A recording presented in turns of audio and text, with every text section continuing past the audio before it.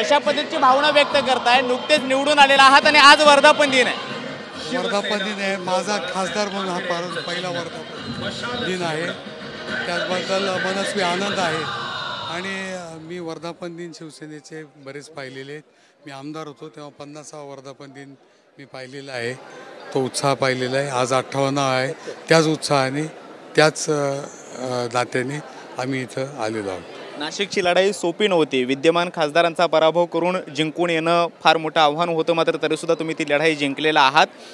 त्यांच्याकडून सातत्यानं दावा केला जातोय शिवसेना एकनाथ शिंदे यांच्याकडून किंवा त्यांच्या नेत्यांकडून की आम्हीच खरी शिवसेना आहोत. तुम्ही कसं पाहता? तुम्ही जुने शिवसैनिक आहात. मला असं वाटतं की आदरणीय उद्धव साहेब जिथे आहेत तिथं आदरणीय बाळासाहेबांचे आशीर्वाद आहेत. आणि जी आदरणीय बाळासाहेबांची लिगसी आहे ती उद्धवसाहेब पुढं चालवत आहेत.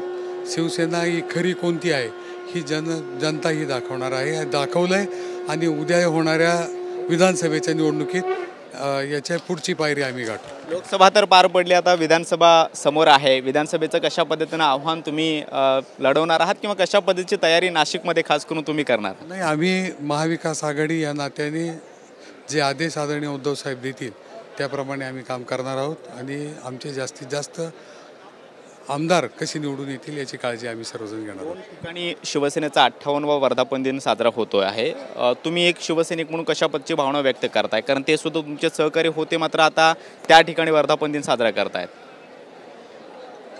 त्याबद्दल खूप काही बोलण्यासारखं जरी असलं तर बोलू नाही. आज आनंदाचा दिवस आहे. परंतु मला असं वाटतं की ही जी आदरणीय साहेबांची शिवसेना आहे ती हीच आहे. आणि षण्मुखानंद हॉलमध्ये तो कार्यक्रम होतो. विधानसभा निवडणुकीचं रणशिंग आज फुंकलं जाईल. आज फुंकलं जाईल असं मला वाटतं. आणि वय 3च महिने राहिलेत, त्यामुळे खात्रीशीरपणे आजच फुंकलं जाईल. विजयाचा विश्वास आहे 100%. आपण पाहतोय की नाशिकचे नवनिर्वाचित खासदार राजाभाऊ वाजे आपल्यासोबत होते. आणि नाशिकची लढाई आम्ही जिंकलेलो आहोत. महाविकास आघाडी म्हणून एकत्र आम्ही राज्यभरामध्ये काम केलेलं आहे आणि विधानसभा सुद्धा एकत्रितपणे लढवून आम्ही जिंकून दाखवणार आहोत अशा पद्धतीचा विश्वास त्यांनी व्यक्त केलेला आहे. व्हिडिओ जर्नलिस्ट संतोष कदम सोबत कृष्णा सोनारळकर, TV9 मराठी, मुंबई.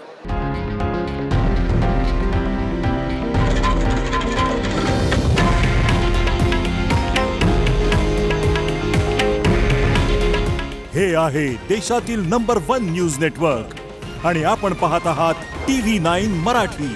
काळजी तुमची, हित महाराष्ट्राचं.